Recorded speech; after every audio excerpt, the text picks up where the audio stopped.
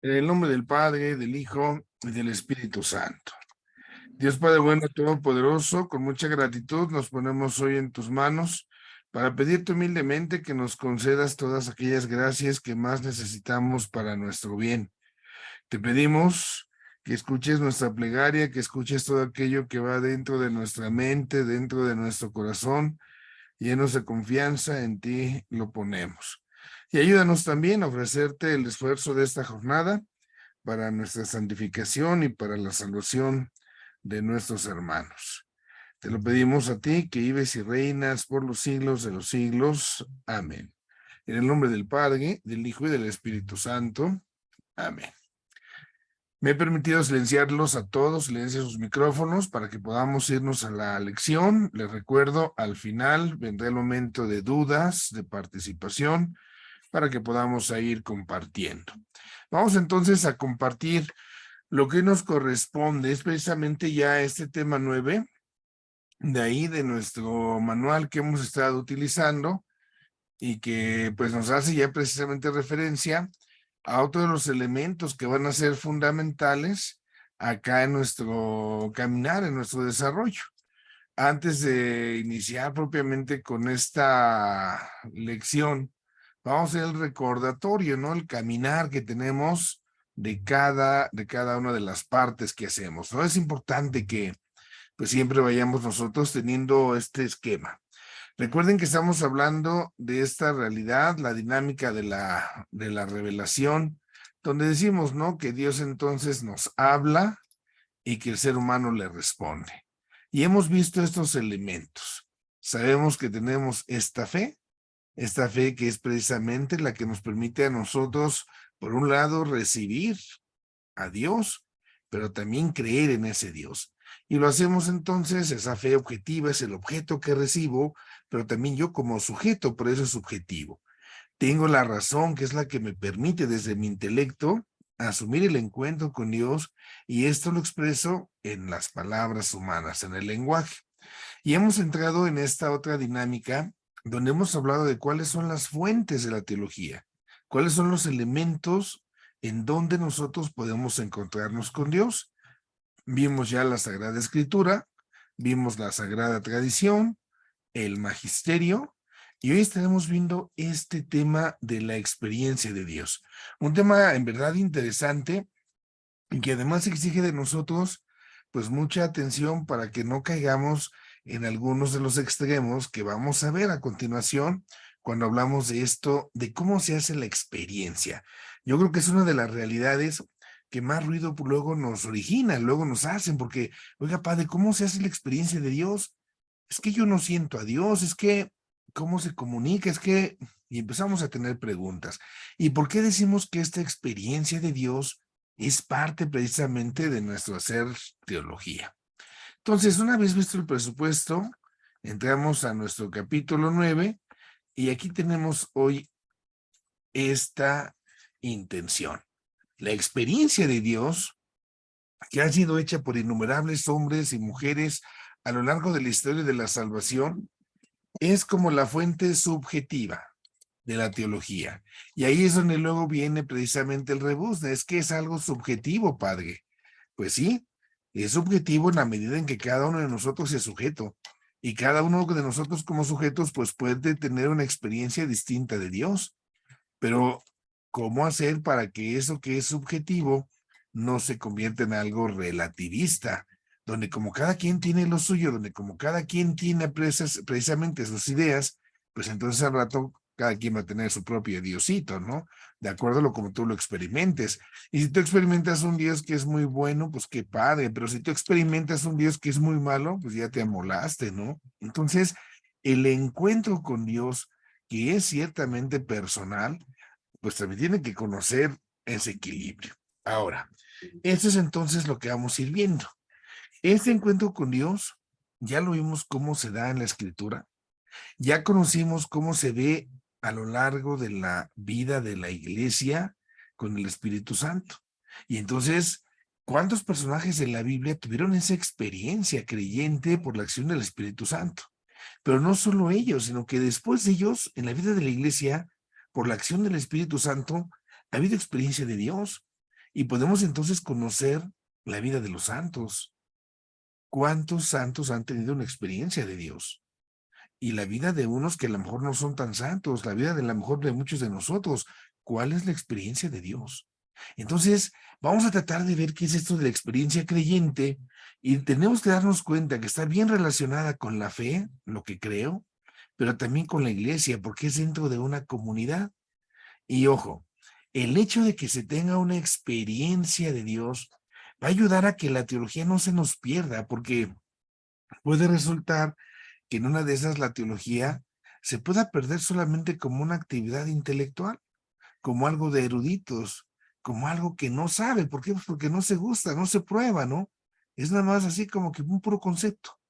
Y ese puede ser un riesgo. Ustedes están comenzando esta aventura ahorita aquí en la escuela de formación. Y es bien padre, padre, estoy aprendiendo hartas cosas y esto y lo otro, tantas cosas que hay que aprender, tantas cosas que no sabía. Esto es muy hermoso, pero corremos un riesgo de que todo se quede en meros conceptos y de que se nos olvide lo que decíamos al principio.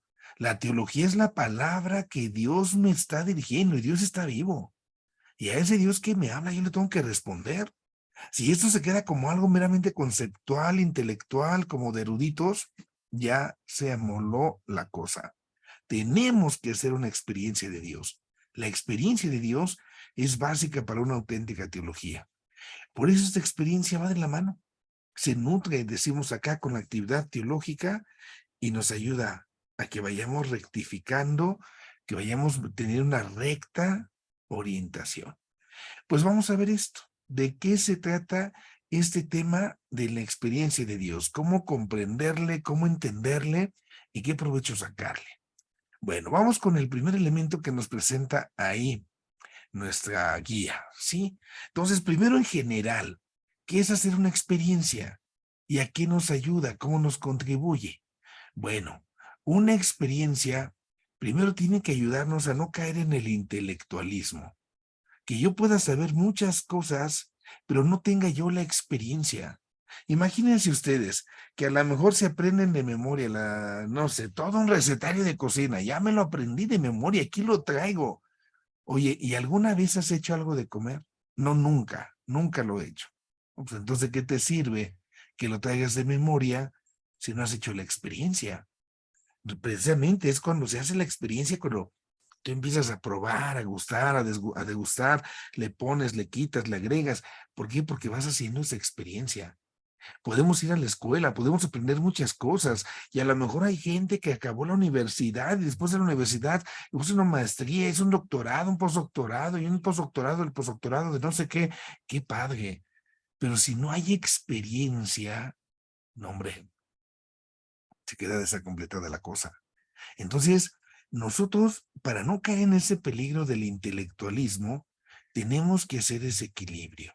Tiene que verse, por un lado, esta realidad de un conocimiento que no sea de concepto solamente, sino que incluya la experiencia. Y obviamente, si hablamos de Dios, pues la palabra, el discurso que hacemos acerca de Dios, tiene que tener esto muy presente. ¿Por qué? Porque estamos hablando no de un concepto, estamos hablando de un sujeto, estamos hablando no de un qué, sino de un quién. Y ese quién es Dios. Y ese Dios es el que amamos, y ese Dios es el que nos suscita temor, y ese Dios es el que nos da esperanza, y ese Dios es bondad, es compasión, es perdón. Imagínense que yo les dijera: "Ay, pues el perdón es esto y esto", pero si yo jamás me he sentido perdonado, nunca lo disfrutaré. Por eso entonces, esto es fundamental, que nos ayude a no perdernos en el intelectualismo. Ahora, ¿eso qué significa? Bueno, pues que por un lado necesitamos la experiencia para tener una concepción que sea real, que sea práctica, pero real de lo que creemos, pues de Cristo.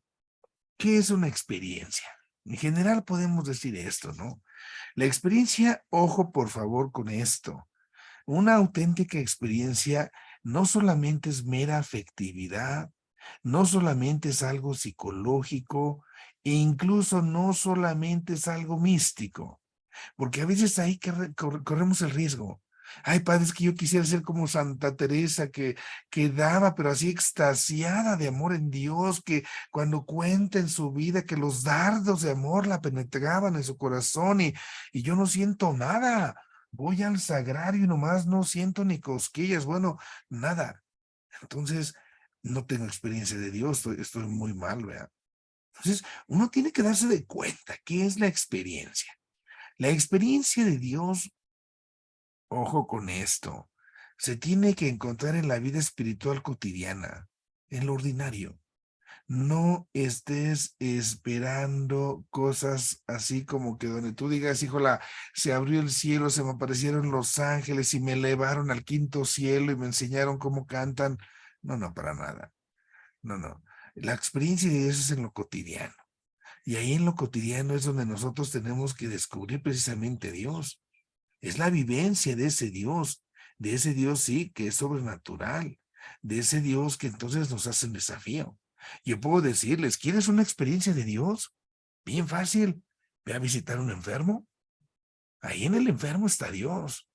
El que cuando esté enfermo me visite, ahí lo está haciendo conmigo, ¿no? ¿Quieres una experiencia de Dios? Ve a la cárcel a visitar a un preso.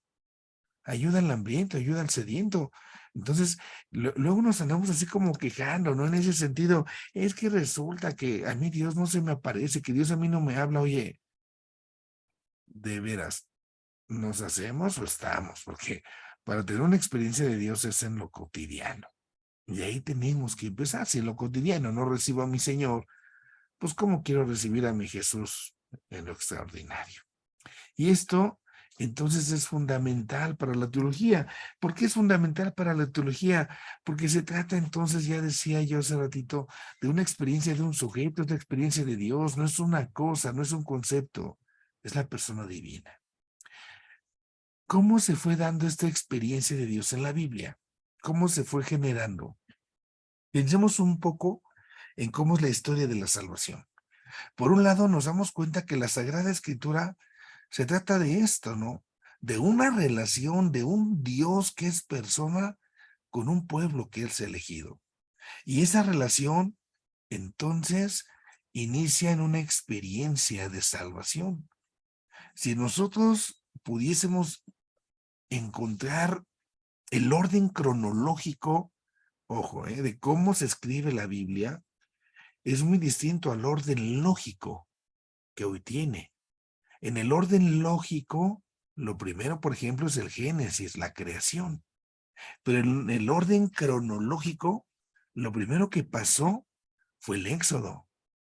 La primera experiencia que tiene el pueblo judío de Dios es cuando los rescata, es cuando los libera de Egipto. Y ya cuando son el pueblo redimido, cuando son el pueblo salvado, y entonces estos empiezan a hacer un proceso de reflexión hacia atrás. Y así empiezan a elaborar el libro del Génesis. Entonces, es una relación con ese Dios que se va mostrando a su pueblo. A partir de ese encuentro, el pueblo tiene que descubrir cuál es su misión, cuál es precisamente su vocación, y entendiendo esa misión, esa vocación, su forma de vida, lo que llamamos nosotros la espiritualidad. ¿Cuáles son las características de la vida que como pueblo elegido tú debes de tener para tener este camino de Dios? Estas experiencias que hace el pueblo de Dios van a encontrar un momento fundamental, por supuesto, en la ocasión de la resurrección. Y es que sabemos que para nosotros este acontecimiento de la resurrección, pues es el punto focal de lo que creemos. Es lo que le tiramos. Algún día queremos resucitar. Entonces, esa experiencia que tuvieron algunos de Cristo resucitado, cambia radicalmente todo, radicalmente, cambia de raíz. Es una experiencia que transforma. Y es tan fuerte esa experiencia que transforma que resulta que precisamente por esa experiencia, entonces el pueblo va adquiriendo su propia identidad, va adquiriendo su propia conciencia. Uno se puede poner a pensar, bueno, si esto no hubiera sido cierto de Cristo, si Cristo no hubiera realizado lo que realizó, pero más aún, si Cristo no hubiera resucitado, ¿cuándo los apóstoles, los discípulos hubieran estado dispuestos a morir por Cristo. ¿Cuándo? Se hubieran rajado, se hubieran ido corriendo, se hubieran echado para atrás. Es una experiencia que transforma a los primeros cristianos y estaban totalmente convencidos de ello. Y a partir de ello definen su vida, la transformó. Y estuvieron dispuestos entonces a sufrir el martirio, la persecución, en medio de todas las situaciones que viven. Y esta experiencia es la que se hace predicación. Esta experiencia es la que se hace confesión de fe. Estoy confesando mi fe a una costa de que me puedan matar. Y es lo que pervive en la iglesia. Es lo que se va comunicando de generación en generación. Entonces, en la Sagrada Escritura nosotros nos encontramos con este dato. Ya hay una experiencia y desde esa experiencia se va a consignar por escrito lo que el pueblo ha vivido. Un salto más. ¿Cómo se va dando esta experiencia en la teología cristiana? ¿Cómo se va dando esta experiencia a lo largo, pues, de nuestro caminar en la reflexión de la fe?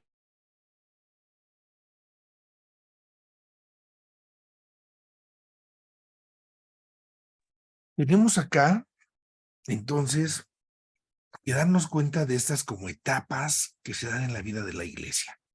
Primero, en la antigüedad, en los primeros siglos de la vida de la iglesia, hasta la Edad Media, tenemos unos autorazos que llamamos santos padres y que después de esos teólogos en la época medieval, que pues iluminan, hacen una experiencia riquísima de Dios.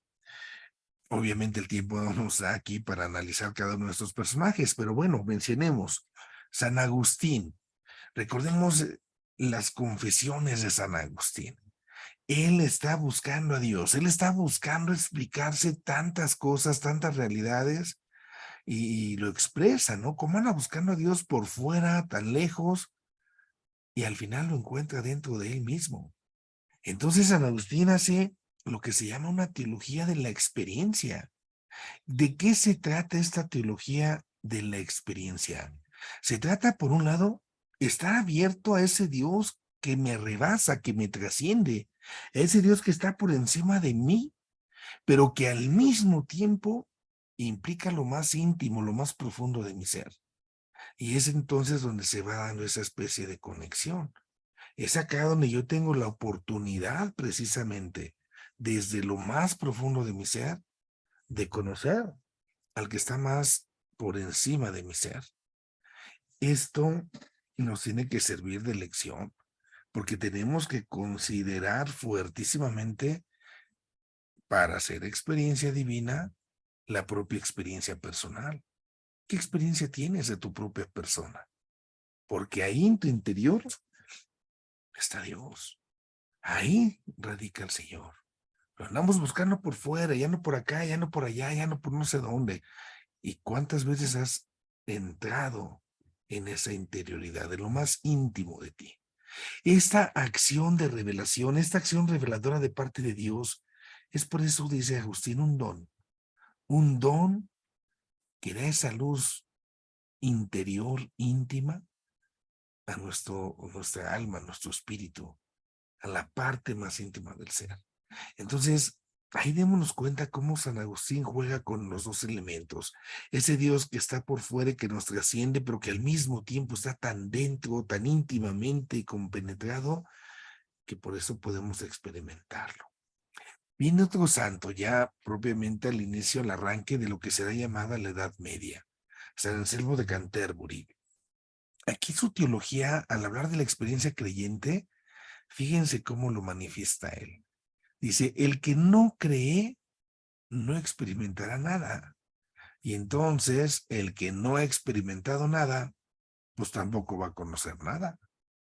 Entonces, San Anselmo de Canterbury pone precisamente esa exigencia de la fe.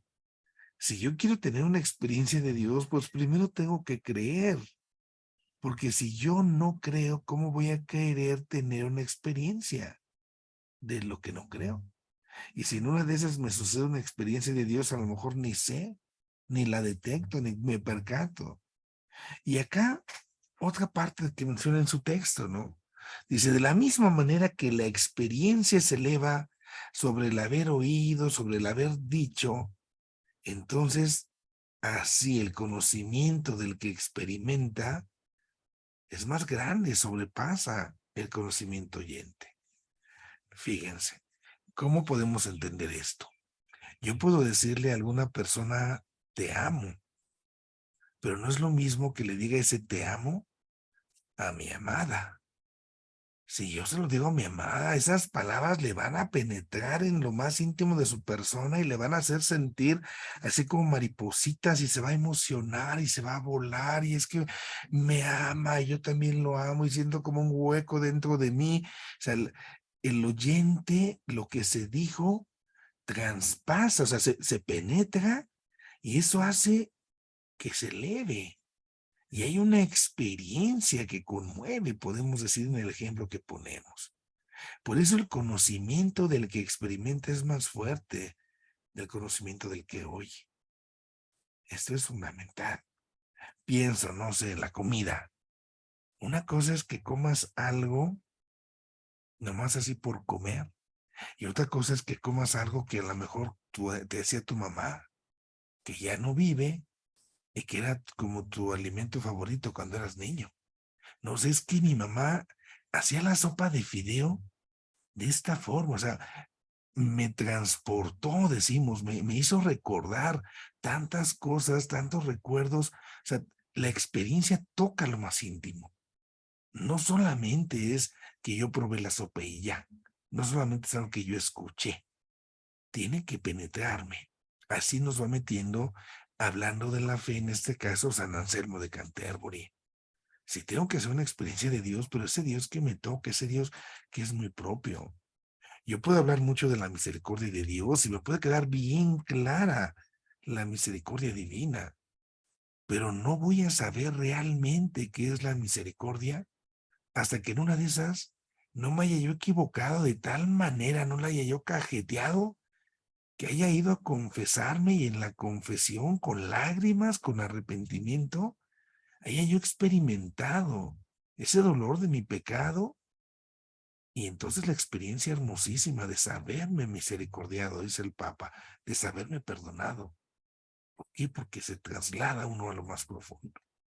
San Bernardo, también otro de los fregonazos, hombre, de esta época de la Edad Media, por el siglo XIII, de los 1200.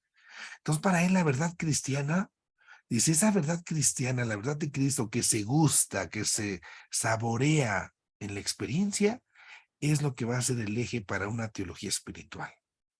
Quiero tener una espiritualidad, acá viene mi tarea. San Buenaventura, él nos insiste, ¿no? En esa teología, como ese saber que es práctico, que se vive en la experiencia y no solamente algo que nomás está pensando y pura especulación. No, no. Y del lado de Santo Tomás de Aquino, él tiene estas expresiones latinas muy interesantes. Él habla del interior instinctus et attractus doctrinae. Entonces, ¿cómo entiendo esto? El instinto, algo que me guía. Pensemos en nuestros instintos. Actuamos a veces muy instintivamente, sacamos nuestra parte animalesca. Es como algo que me empuja a cierta reacción. Por instintos actuamos así o actuamos así. Y al mismo tiempo que está ese instinto interior, está una doctrina que es atractiva, una doctrina que es atrayente. Entiende por doctrina, pues esa presencia de Cristo. Entonces, esa presencia de Cristo atrae a ese instinto interior que hay en la persona. Y entonces, por eso son las dos cosas necesarias. Quiero tener una experiencia de Dios, pues tengo que encontrarme con ese Señor que busca atraerme y tengo que dejarme querer, tengo que dejarme atraer, no bloquear mis instintos. Y así entonces con esos elementos el ser humano puede reconocer y aceptar el carácter sobrenatural de esos actos de Dios para mostrársenos, para revelársenos. Esto hasta el siglo XVI. Viene acá la época la época de la Reforma Protestante y de la Reforma Católica. Aquí la situación está en que Lutero le apuesta mucho a esta situación de la reforma. ¿En qué sentido? en la parte subjetiva. Yo no sé si alguno ha tenido la oportunidad de ver la película de la vida de Lutero. Si no, se la recomiendo, muy, muy interesante. Pero la escena que marca el inicio está Lutero en una tormenta. Está, pero un tormentón de esos ricos, sabrosos, como el de Pachuca la semana pasada, creo que les cayó, decía, una buena granizada, ¿no? Los que son pachucos por ahí del rumbo. Pues así relampagueando y toda la cosa en la oscuridad. Imaginémonos hace 500 años, no hay energía eléctrica, todo oscuro, como era una tormenta, ¿no? Y entonces Lutero tiene mucho miedo, tiene mucho temor. Y por eso la experiencia para Lutero a la hora de conocer a Dios es fundamental. Obviamente va a ser de sentido negativo en el caso de Lutero, ¿no? Pero él le da mucho peso. Para él esto es lo fundamental. Por eso lo va a ir rechazando otros elementos. Bueno, ¿cómo se va generando? Fíjense, va a haber como tres cosas que van a caracterizar el subjetivismo protestante de la época. Primero, lo que era la ortodoxia protestante. Los primeros protestantes, después de Lutero, siglo XVII, tienen ahí esta partecita que llamamos nosotros la verdad bíblica. O sea, lo que viene en la Biblia, la Sagrada Escritura, ¿no? Esta Sagrada Escritura para Lutero y los seguidores de la primera época es fundamental. Entonces, es el testimonio que el Espíritu Santo ofrece en el corazón de las personas. Y es ahí donde se encuentra la experiencia de Dios. Pero a algunos no les agrada. ¿Por qué? Porque, bueno, pues ese testimonio tú lo dices porque tú lo vives, pero yo ya leí la Biblia y no sentí nada. No me dijo nada, así como que quedamos incompletos. Viene en el siglo XVIII, siglo siguiente, y sigo con protestantes, por supuesto. Entonces, ahora un sistema puramente racional de nociones, de conceptos religiosos. Y entonces el principio de la verdad, el principio de la experiencia, pues va a ser esto, la racionalidad. ¿Por qué? Porque solo con la razón se puede hacer esta experiencia. Y ya en el siglo XIX también teólogos protestantes, ellos hablan más bien de una experiencia personal, como ese criterio independiente de la vida religiosa. Y esto, pues, hace que se critiquen las dos posturas anteriores, ¿no? La cuestión de la Biblia, la cuestión del racionalismo, de la razón, y ellos dicen se trata de una mera experiencia personal. Bueno, ¿qué es lo que vemos acá haciendo los protestantes? Hay tres criterios: Biblia, la verdad bíblica, la razón y esa experiencia personal. Pero la bronca aquí es que no se cuajan entre ellos. Eso es lo que faltó a la teología protestante de esta época, que no se cocinaron juntos y no supieron convivir. Digo, ninguno está despreciado. No se desprecia la Biblia, no se desprecia la razón y tampoco se desprecia esta experiencia de la que estamos tratando de hablar. La bronca es cuando no se conjugan. Ese es el problema que sucedió acá con estos amigos. Un salto más. Nosotros en el siglo XIX, en el siglo XX, acá ya con la parte católica, tenemos acá, voy a quitar estas partes de estos autores. Estos autores para nosotros son una muestra de lo que va sucediendo, ¿sí? Todavía como saliendo del protestantismo y metiéndonos al catolicismo en una especie de estiramiento que se va a dar. ¿Por qué? Miren el primer autor, Schleiermacher. Este entiende la experiencia religiosa en una conciencia subjetiva. Entonces, la experiencia va a ser el fundamento de certeza para la verdad. Y aquí no, es donde vemos esos riesgos. Por ejemplo, ahorita, el fin de semana, generalmente en nuestros pueblos hizo frío. Y a lo mejor resulta que por ahí alguna persona tiene el termostato medio afectado, ¿no? Y estaba haciendo frío y esta persona andaba en short, en playerita. Oye, ¿no tienes frío? No, no tengo frío.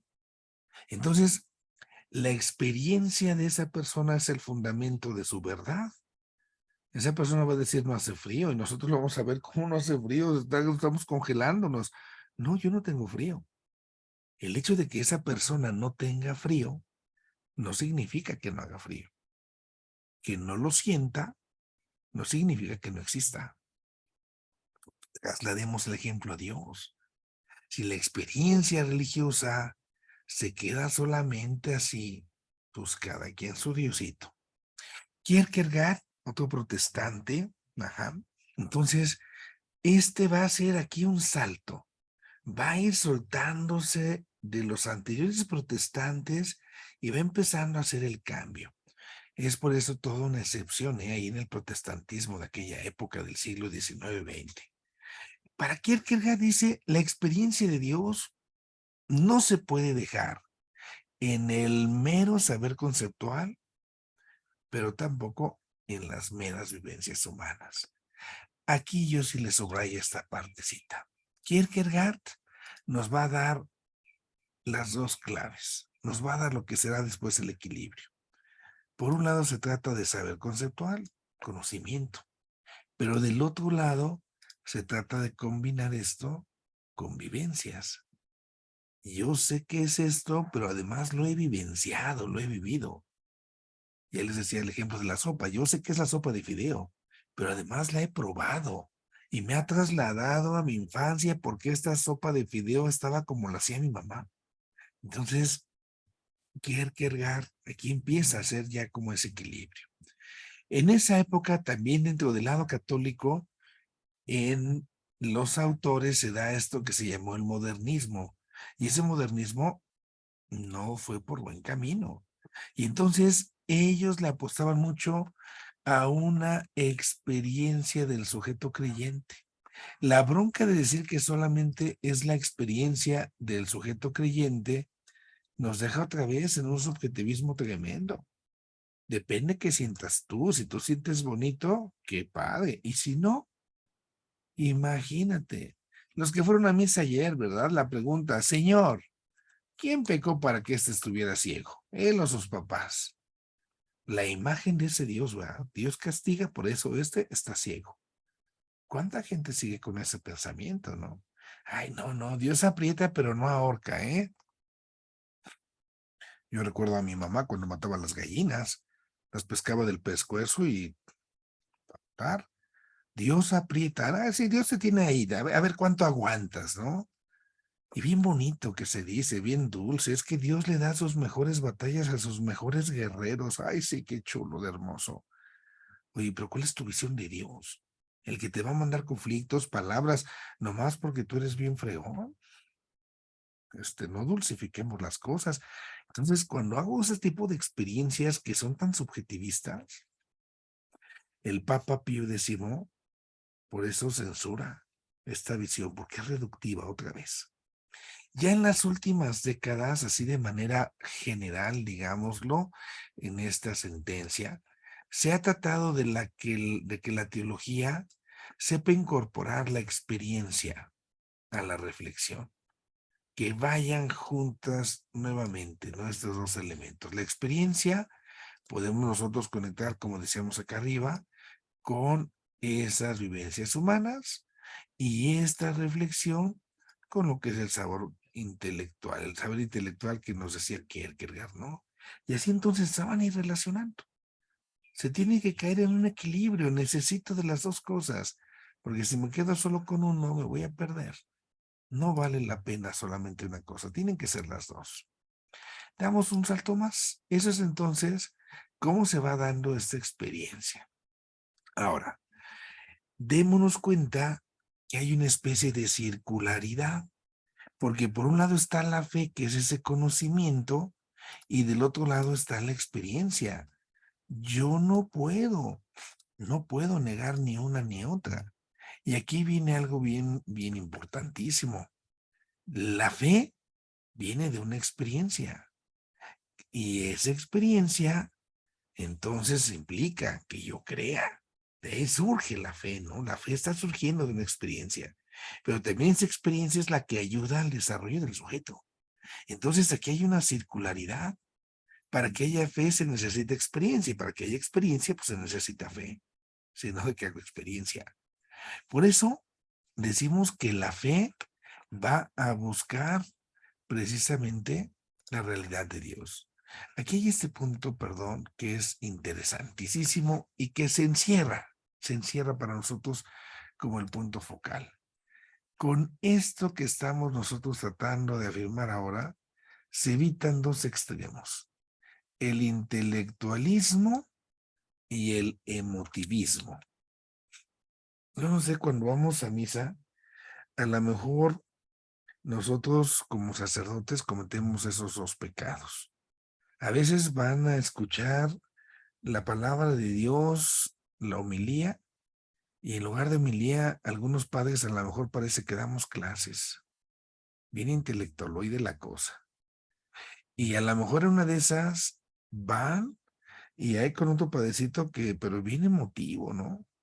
Me hizo llorar, las palabras que me dijo el padre llegaron al íntimo de mi corazón y aplaudí, brinqué, hasta me desmayé del estrujamiento que me causó y ni tanto que quema al santo, ni tanto que no le alumbre.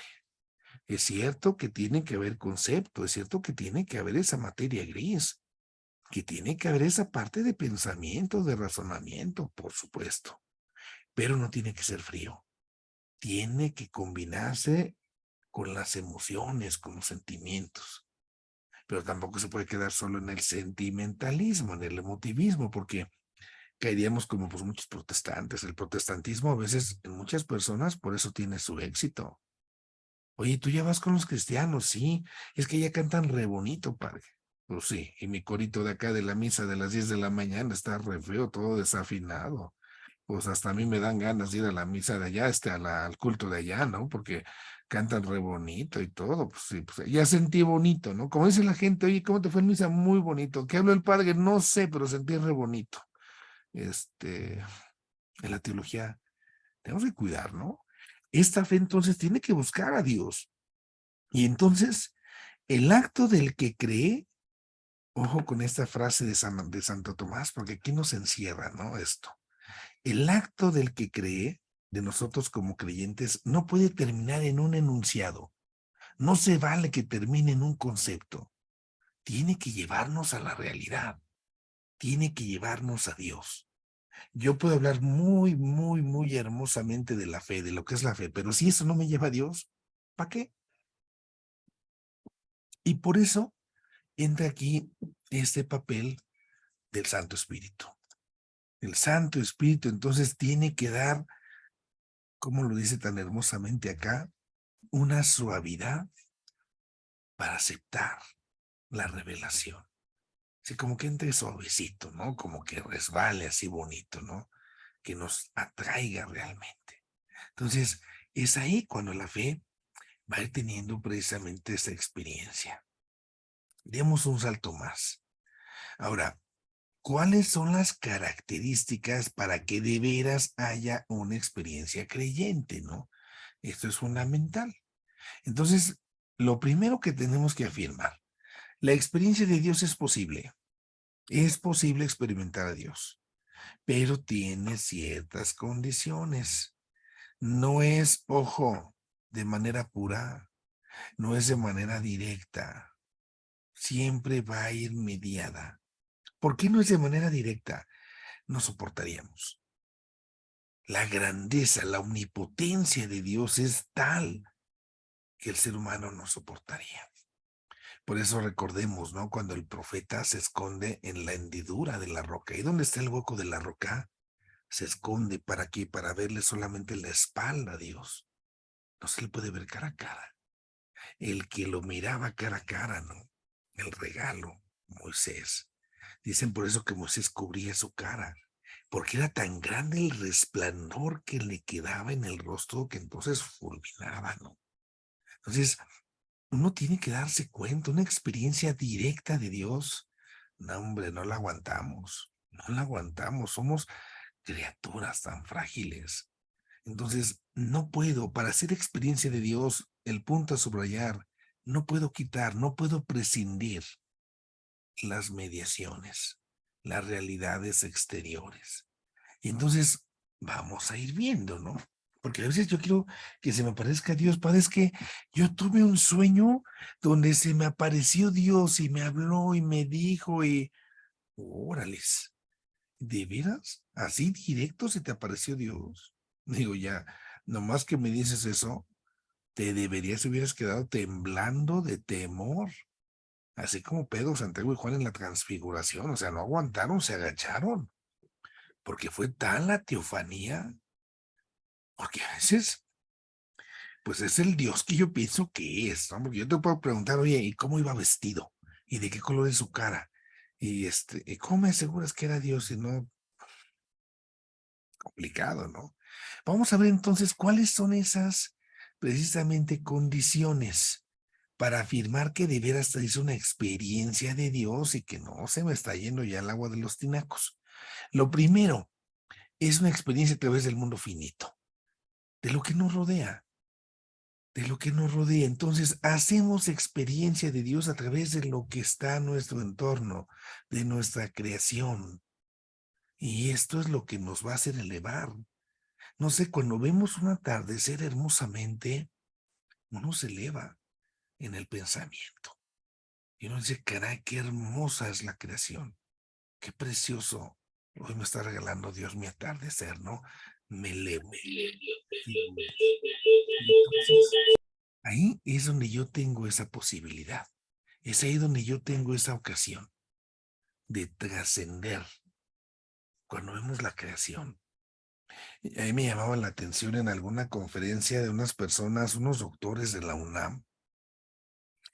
Y la mujer, la doctora que exponía en ciencias, una doctora y todas esas cosas, ella afirmaba que si el planeta Tierra estuviera movido 1 grado, casi nada, un tantitito más de donde está, no hubiera vida. O sea, la Tierra está en tal punto que es lo que permite en distancia respecto al Sol que exista la vida que hay. No podía ser de otra manera. O sea, está todo tan a la perfección. Esta realidad, ¿no? Nos hace pensar y nos hace caer la cuenta. No, no, padre, pero a lo mejor si hay vida en otro planeta, a lo mejor vendrán los extraterrestres. Es más, ya dijeron que de la NASA están por ahí queriendo comunicarse con otros seres de otros rumbos. Seguro que igual es sí, ¿eh? No se niega. Pero con el perdón de mis perdones y todo lo demás, en la revelación como persona de fe, se dice que la criatura, la única criatura que fue creada a imagen y semejanza de Dios, es el ser humano. Así de simple. Si no, pregúntenle al demonio por qué tanto coraje, ¿no? Entonces, esa parte, ¿no? A través de lo que me rodea, puedo llegar a Dios. Eso es lo primero. Ahora, mi experiencia de Dios es limitada. Si yo dijera que ya abarqué, que ya sé todas las cosas de Dios, pues ya estoy encima de Dios, imagínense nomás. Yo ya sé más que Dios. Es más, ya sé lo que va a pasar. Es que yo y Dios platicamos, casi yo le digo a Dios lo que tiene que hacer, ¿no? ¿Cuántas veces al ser humano en ese afán de tener un control nos anda urgiendo ahí que vamos a leer las cartas, que vamos a leer el café, que vamos a leer no sé qué cosas? Ponte a leer la Biblia para que realmente te des cuenta de quién es Dios y que entonces Dios nos va a rebasar. Por eso es Dios, es el absoluto. Ahora, tener experiencia no es la meta, no es la meta en sí mismo. Ay, ya sentí re bonito. Oye, pues no se trata nomás de sentir bonito, se trata de que estés con la persona. Imagínense nada más que dijeran, es que sentí re bonito con mi marido y por eso ya, pero el día que ya no sienta bonito, entonces ¿qué? Ya se te acabó el amor. Y aquí en toda esta dinámica, pues el que lleva la batuta, pues es el patrón, ¿verdad? Es Dios. Él es el que lleva la iniciativa. Esta partecita que sigue quizás no nos agrada, ¿eh? Pero pues ni modo. La experiencia de lo divino, la experiencia de Dios es paradójica. ¿Qué significa esto? Pues que no siempre es luz, que no siempre es consuelo espiritual, que también a Dios se le experimenta desde la cruz, en el abandono. Es una experiencia de la no experiencia. Se hace experiencia de la aparente ausencia de Dios. No, hombre, qué complicado. Todos nos quejamos, ¿verdad? Es que, Padre, Dios ya no está conmigo, Dios no me escucha. Pues, ¿qué crees? Ahí también puedes hacer experiencia. Ay, y no nos agrada. Y nos da mucho trabajo. Somos tan frágiles a veces que queremos escapar, queremos huir de inmediato, ¿no? ¿Por qué? Porque no nos gusta la cruz. No nos gusta encontrar también la parte de desierto. Es natural, somos humanos. Pero es acá donde tenemos que dar esa experiencia, es paradoja. Y habrá cosas muy hermosas y nos van a trasladar casi hasta el séptimo cielo, ¿no? Pero también habrá momentos en que nos sentamos en lo más oscuro de lo más oscuro de la oscuridad.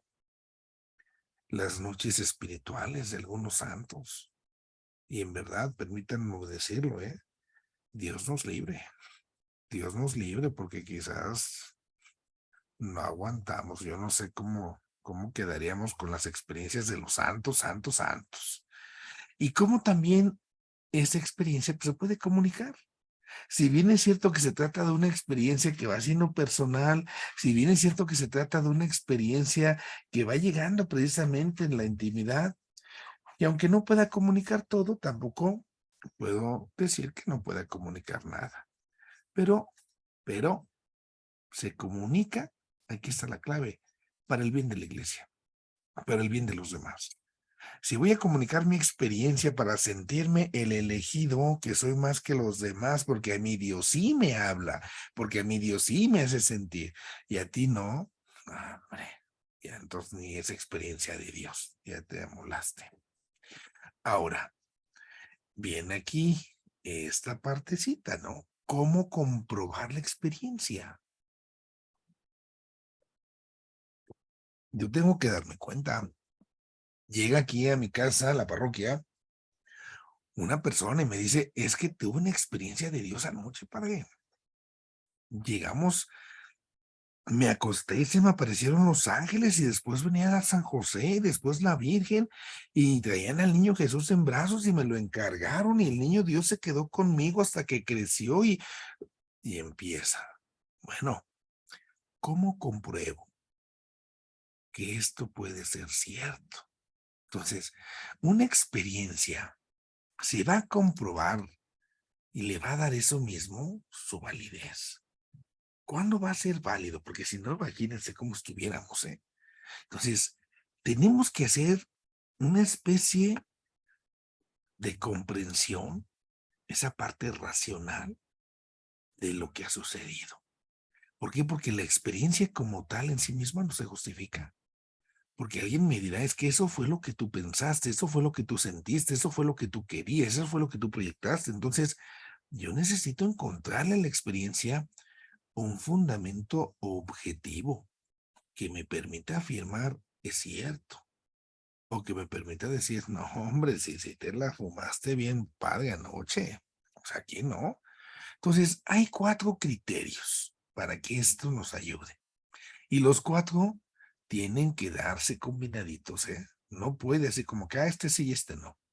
Para que una experiencia sea de veras auténtica, primero tiene que ser algo donde se involucre la razón, donde se involucre el conocimiento.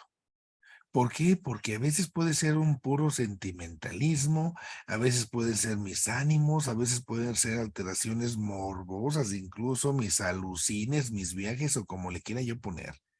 Y tiene entonces que razonarse. Aquí se tiene que hacer un discernimiento. Tengo que discernir, a ver, bueno, esto que me dices, ¿tiene lógica o no?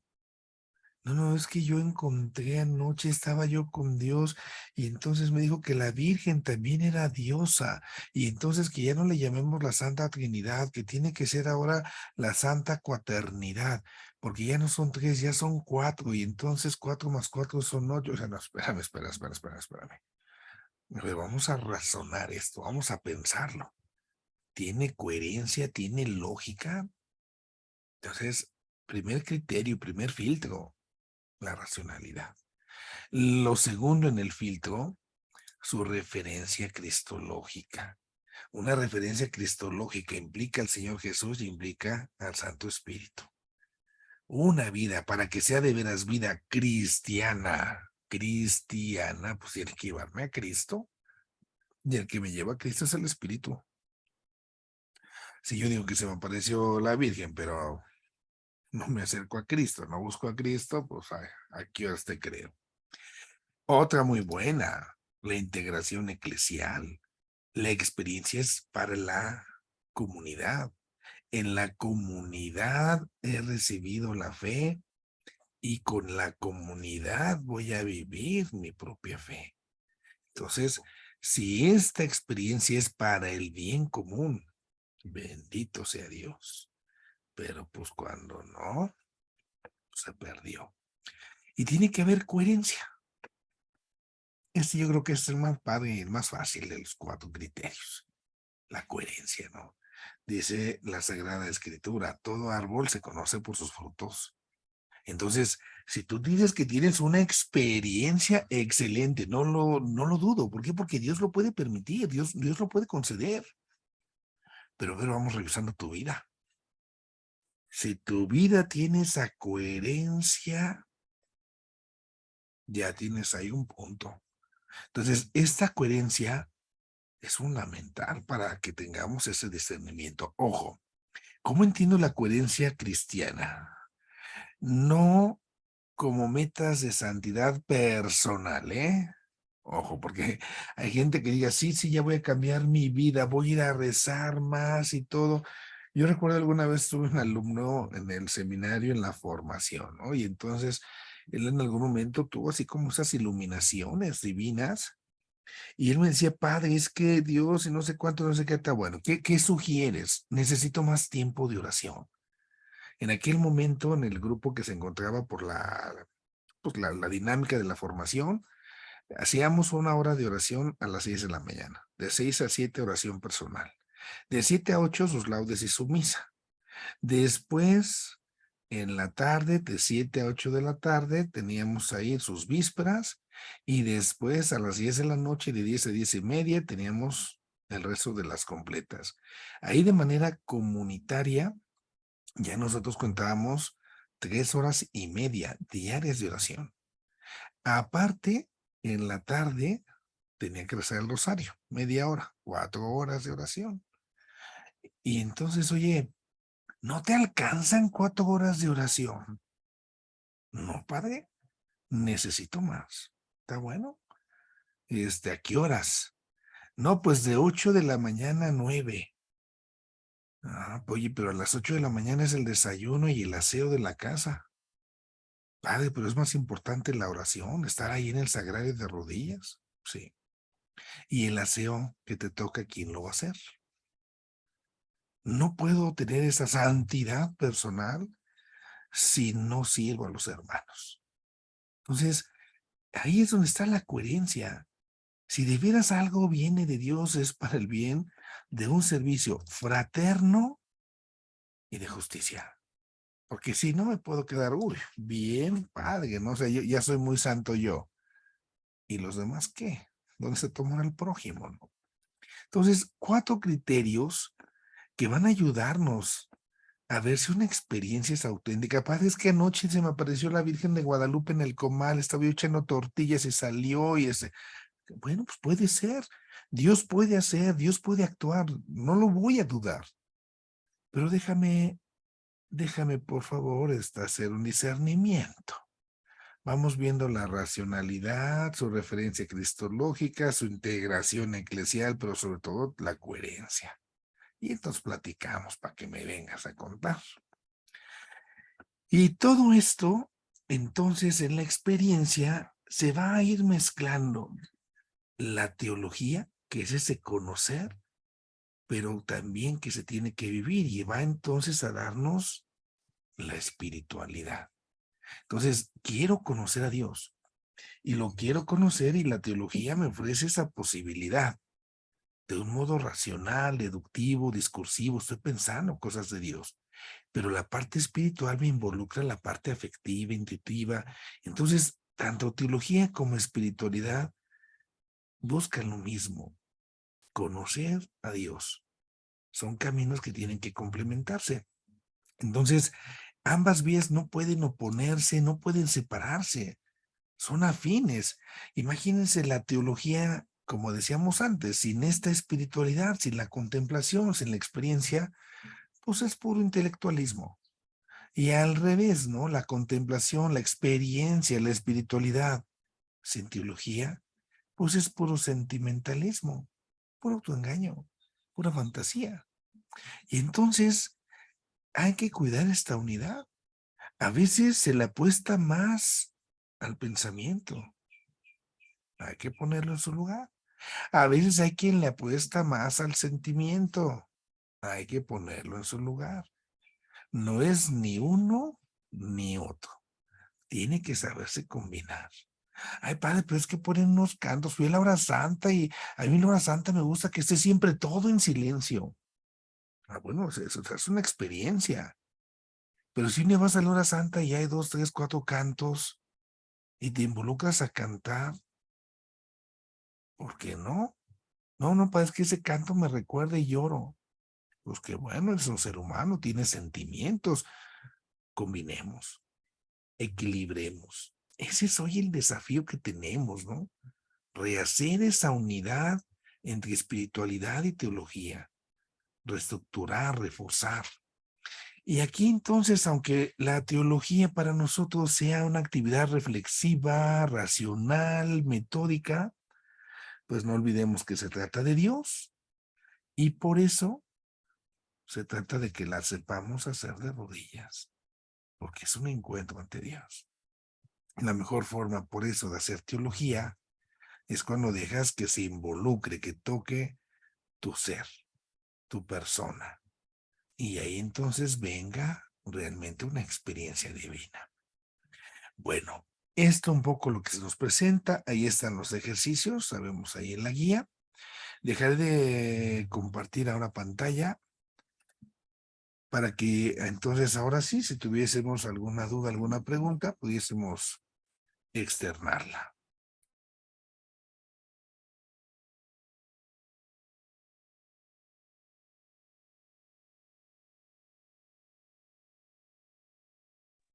Vamos con Blanca, por favor. Ay, hola, padre.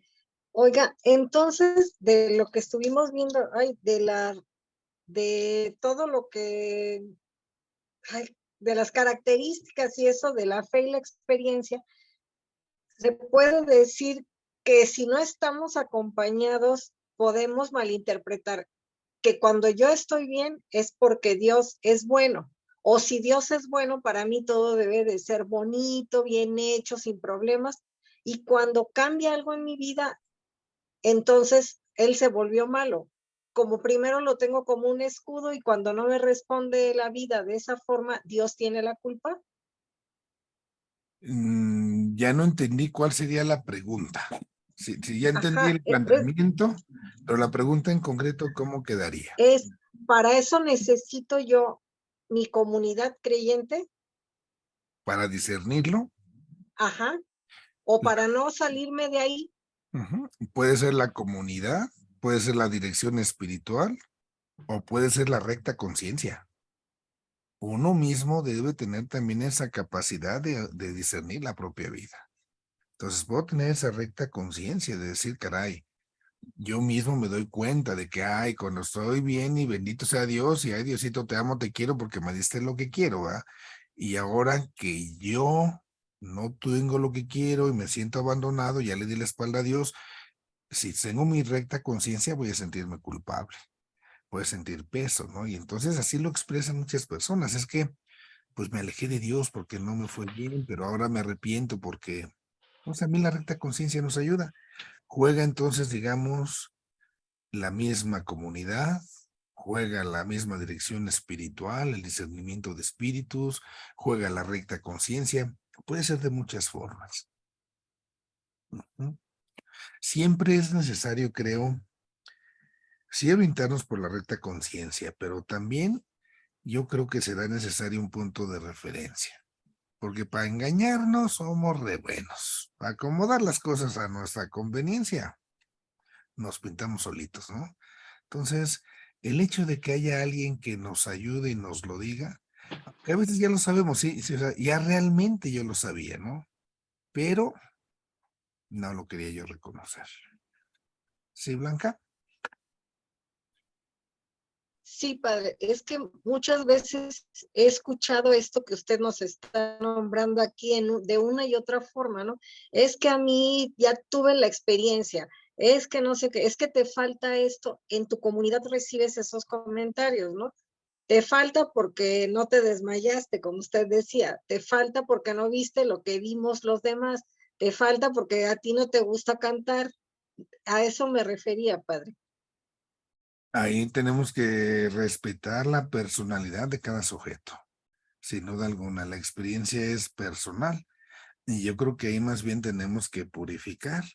Ahí están los 4 criterios que decíamos, ¿no? Esto tiene que ayudarme a ubicar realmente la experiencia como debe ser. No porque no participe de lo que los demás están participando, significa que no tenga yo una experiencia de Dios. Sería totalmente erróneo, así como no encajo en el grupo, ¿no? Ese es un problema que a veces podemos tener en nuestras comunidades. Como no soy de tal movimiento, como no soy de tal sistema de evangelización, como no pertenezco a esta, como que ya las expresiones se rompen, ¿no? Qué desafío a veces es descubrir que nuestra iglesia es una comunidad de comunidades y que muchas comunidades tienen expresiones tan diversas, tan distintas unas de otras, pero que al final es una grande comunidad de todas esas comunidades. Y ahí es donde viene nuestra riqueza.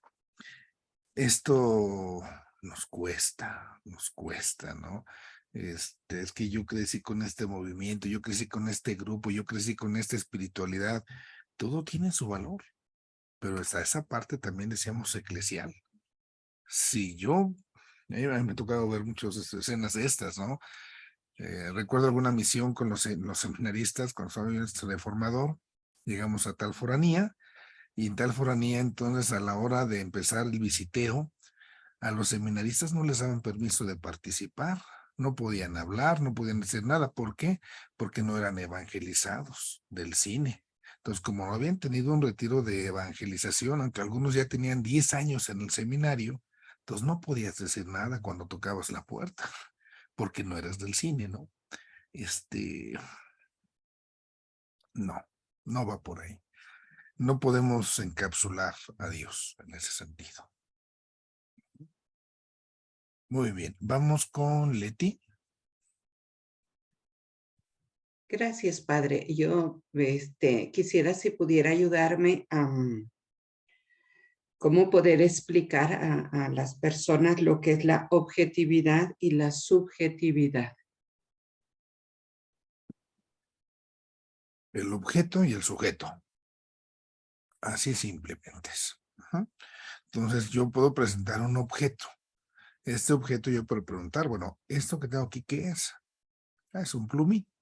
Y ya, simplemente es un marcador, es lo que tengo delante, el marcatextos, es el objeto.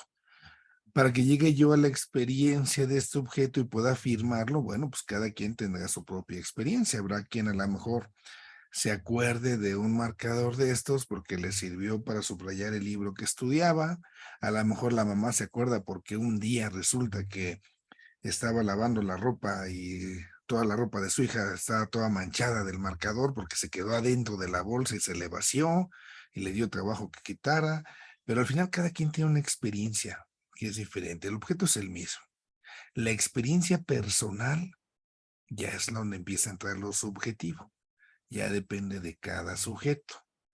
Aquí lo importante es no perdernos con el riesgo de que lo subjetivo, el subjetivismo, se nos haga regla.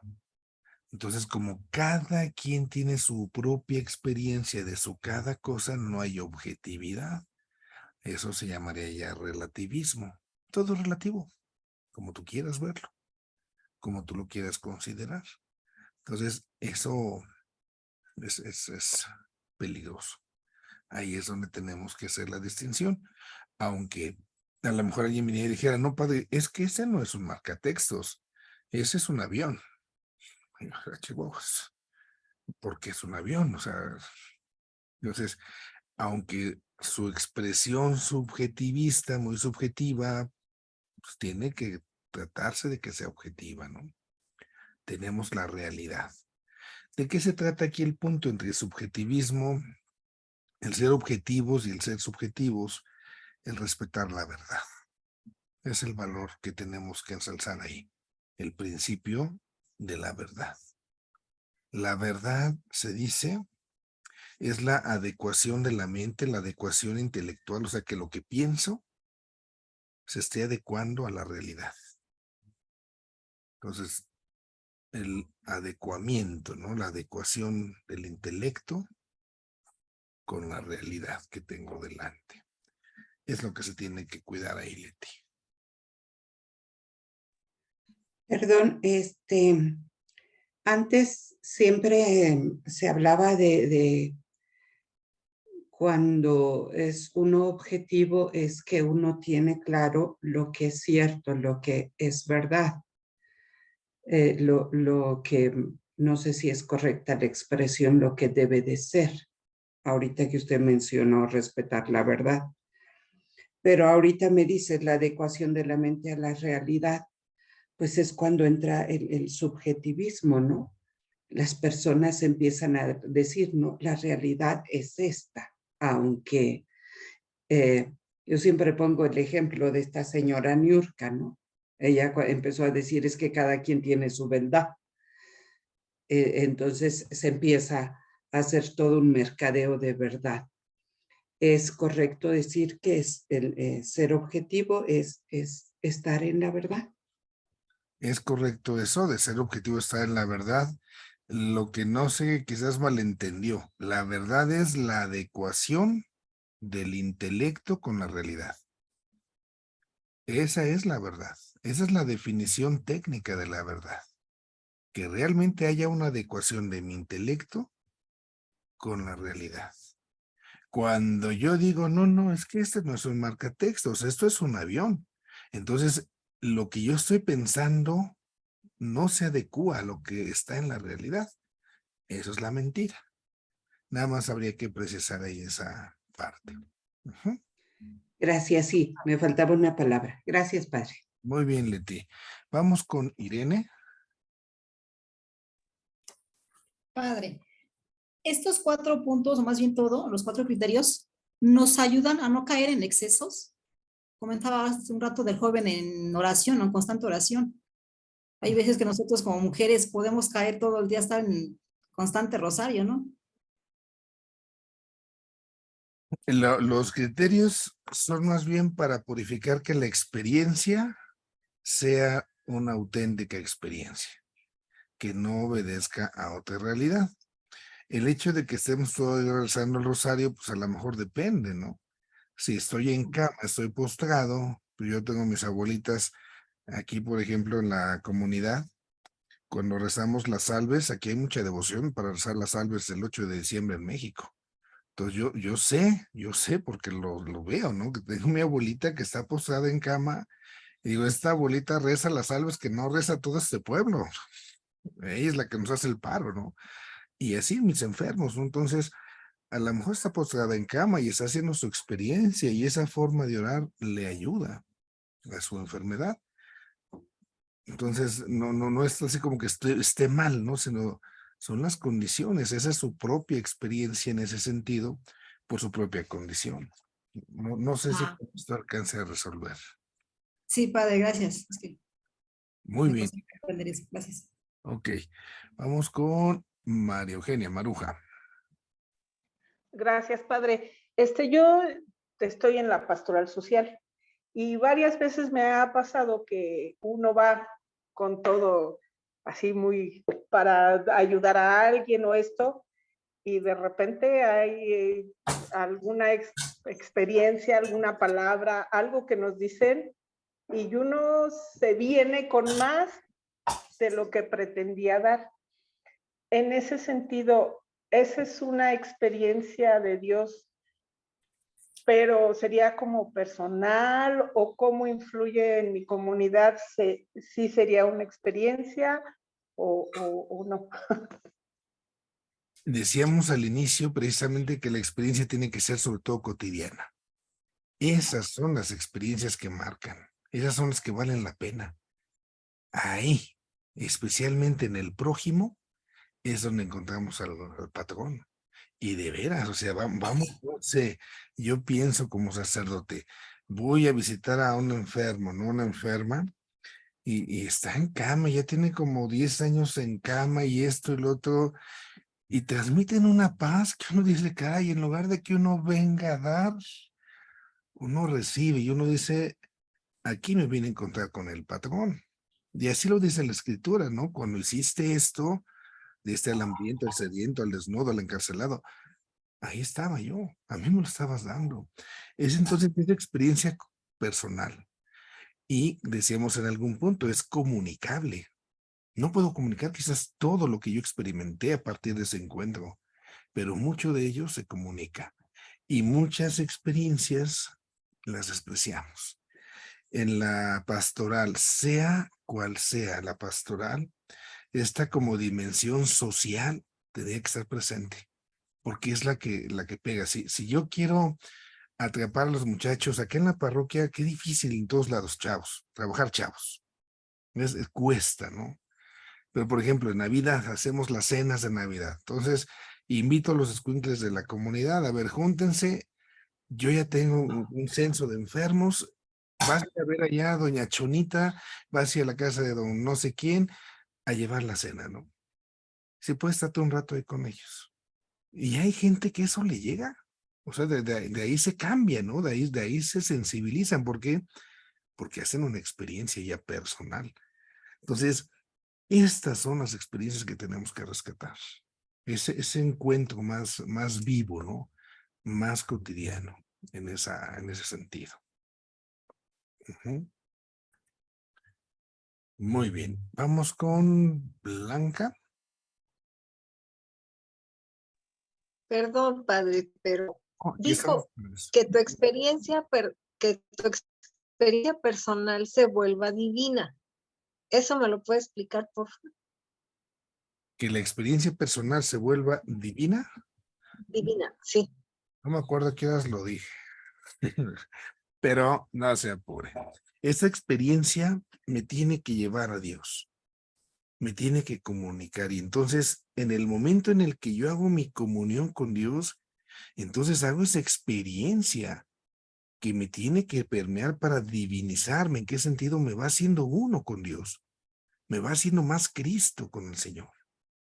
A nosotros, en esta parte del mundo, nos da mucho temor. Algún día les decía yo en la teología, hablar de la divinización del ser humano. En la teología oriental esto es de lo más común. Se habla, esa es la meta, que el hombre sea divinizado, que cuando participemos de la resurrección quedemos divinizados. Entonces, nosotros decimos somos hijos de Dios, eso ya me ha transformado en mi naturaleza, y al ser hijo de Dios, entonces, ¿qué soy? Pues soy Dios adoptadito, pero Dios, no soy Dios por origen, sino por esa adopción que Dios ha hecho de mí, me ha dado su divinidad. Entonces, cuando yo voy enriqueciendo esas experiencias, ese proceso de divinización se va haciendo, se va realizando. Cuando me separo de esas experiencias, voy ahí extraviándome, ¿no? Por ahí un poco así más o menos el camino. ¿Sí? Vamos con Gaby Castillo. Gracias, padre. Pues es parte también de la pregunta que hizo Maruja. Y también me refiero al movimiento en el que me encuentro. ¿Cómo debe ser mi actuar y mi sentir con respecto precisamente a que si yo llego a ese lugar con una actitud de crecimiento, pues de mejora en mi persona con respecto a lo que estamos viendo, a las lecturas que que reflexionamos, y debe de ser mi caminar en crecimiento, no de retroceso. ¿Cómo puedo, o bueno, yo diría, estamos trabajando con la misma espiritualidad para el Señor, para poder ayudar pues a que crezca este reino? ¿Cómo puedo entender esos malos modos, esas caras, esos, pues esas expresiones pues de mis compañeros, ¿no? Que pues tal vez no, compartimos la misma idea o la misma forma de pensar, que yo sé que pues esos malos modos y esas actitudes, pues a mí me hacen crecer en la caridad y en el amor a Dios, a mi prójimo, pero duelen, Padre, duelen. No sé cómo manejar esta situación, ¿no? Como providencia divina, Dios nos provee de lo que más necesitamos. Y si precisamente necesito crecer en la paciencia, me las va a poner bien padres. Me va a poner cada piedrita que digo, ay, Señor, yo entiendo con menos, pues échale ganas, mijo.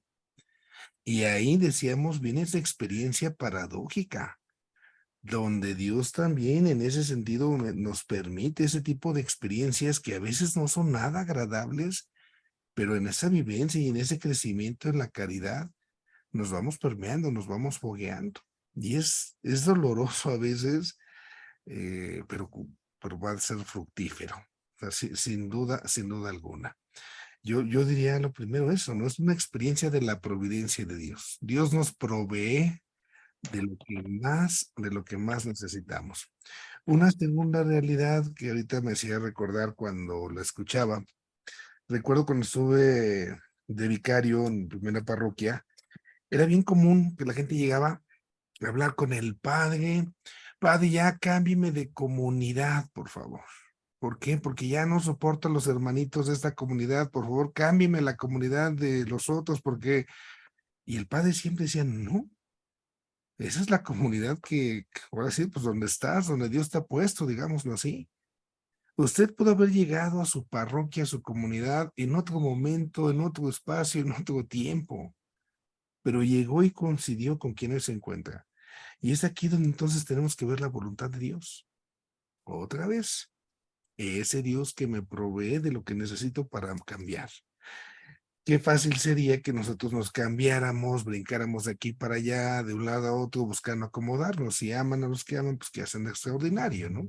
Entonces, tengo yo ahí que crecer. Conducta a desarrollar la caridad en todas sus caras y rostros, ¿verdad? El perdón, la paciencia, el como que no vi, el como que no siento, como que no oigo, como que te amo, ¿no? Entonces, por ahí. Y esa experiencia de Dios, ¿eh? Media Sí, paradójica. gracias. Sí puedo hacerle otra pregunta, pero es Claro, es con respecto a la clase anterior. claro que sí. Me quedé con la duda sobre los anglocatólicos. Los anglocatólicos obedecen al Santo Padre, mi pregunta también es sobre si Inglaterra es católica y también obedece al Santo Padre, no entendí esa parte que leí. Ok. La referencia inmediata no lo ubico ahorita, así como me la pone de la lección anterior, pero Inglaterra, ¿qué pasa con los ingleses? En algún momento de la historia inglesa, siendo católicos, el Enrique VIII, que era el emperador que estaba ahí de moda, pues como estaba de moda, pues tuvo una señora, 2, 3, 4, y no sé cuántas viejas echó, ¿no? Y entonces le dijo al Papa, oye, pues échame el paro, hazme la dispensa, y 1, 2, 3, 4, o sea, el Papa le dijo, no, es que no se puede. Y entonces en algún momento viene ese conflicto, ¿no? Como el Papa ya no cedió a los antojos del emperador inglés, entonces se empieza a fracturar. Es la época de las iglesias nacionalistas. Entonces cada emperador ahora quería tener su iglesia para que el Papa no se meta, para que yo la mande en mi antojo, y es ahí cuando surge el anglicanismo, así a grosso modo, ¿no? Los anglicanos en ese sentido se separan de la comunión con la iglesia y no reconocen la figura del Papa, no lo obedecen. El arzobispo de Canterbury es, digamos, ahí como una especie de autoridad, pero tiene una especie como de consejo, donde ellos van así como tomando sus decisiones. En las últimas décadas, los últimos años, ha habido un desbarajuste ahí con los anglicanos, la iglesia anglicana, donde se han dado mucha deserción y conversión al catolicismo, porque resulta que han tomado decisiones que rompen con la doctrina y entonces mucha gente ha regresado al catolicismo. La figura emblemática y más hermosa de los anglicanos para nosotros los católicos es John Henry Newman, un hombre del siglo XIX, finales del XIX. Este hombre excepcional en la teología. Y entonces él, al estudiar y al estudiar y al estudiar Santos Padres, cae en la cuenta de que no es el lugar, de que no está bien, se convierte al catolicismo, llega a ser cardenal, hoy es santo por su enseñanza y todo lo que vivió. Y pues es todo un camino, ¿no? Papa Benedicto XVI tuvo que hacer incluso una especie de excepción, por decirlo de esa manera, en el derecho para poder integrar a muchos anglicanos que están incorporándose a la Iglesia Católica, porque, por ejemplo, sus sacerdotes de ellos sí tienen validez hasta cierto punto, aunque son casados. Entonces, hubo que crear una especie de régimen de excepción, un régimen especial para esa integración. Es un poco a grosso modo cómo está la Iglesia Ortodoxa. Llamaba la atención hace no mucho, porque parecería que iban a aprobar en su consejo los matrimonios de personas del mismo sexo. Al final ya no lo hicieron, solamente les van a dar la bendición, como que ya otra vez están como que estiran y aflojan, ¿no? Es interesante. No reconocen al Papa como autoridad, tienen como más esas ideas y ahorita la puerta de los católicos está abierta y se van convirtiendo. Llama la atención las conversiones que ha habido de anglicanos al catolicismo.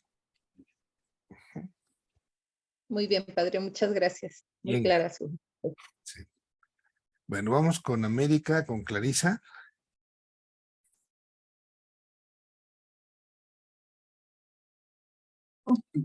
En relación a lo, buenas tardes primero.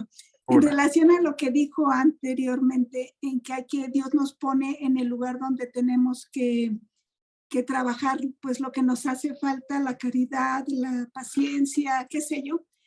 Me quedó muy claro, está bien, lo entiendo.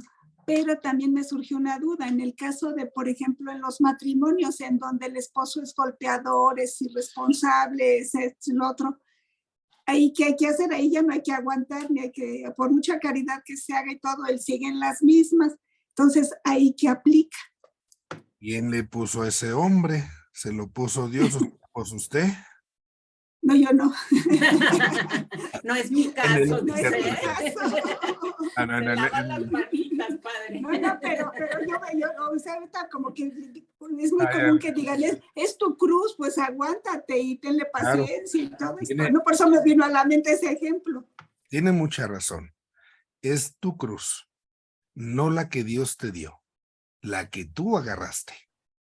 Porque Dios no te mandó que te casaras con ese fulano golpeador ni nada por el estilo. Más aún, tú quieres seguir ahí, tú te casaste ante Dios y dijiste ante Él para amarte y respetarte, y ahí no hay ni amor ni respeto. Entonces, ahí definitivamente no tienes la obligación de estar ahí, porque no es algo ni que Dios te dio, ni que Dios quiere, ni que obedezca la voluntad de Dios. Puede haber situaciones donde a lo mejor la persona, por muchas circunstancias, decida permanecer ahí. Entonces, bueno, pues que por lo menos cuidando su integridad, pues trate de vivir lo más cristianamente posible. Son muchos temores, es siempre muy complicado para una mujer. Tengo los hijos, me separo, los hijos se le quedan a la mujer generalmente, no se los lleva el papá, ¿A qué horas trabajo? ¿A qué horas cuido a mis hijos? ¿Quién los va a mantener? Entonces, hay muchos miedos en muchas mujeres, hay muchas angustias, hay muchos temores, hay tantas realidades que se cruzan, ¿no? Entonces, a veces no se trata solo de una cuestión religiosa. Es que aquí es donde Dios me puso. A veces son tantas angustias y temores que en el corazón de muchas mujeres se suscitan, ¿no? Al menos en lo que nos corresponde, esa no fue la cruz que Dios te dio y esa no fue la cruz que Dios quiere que tú tengas, ¿eh? Para nada. Yo admiro,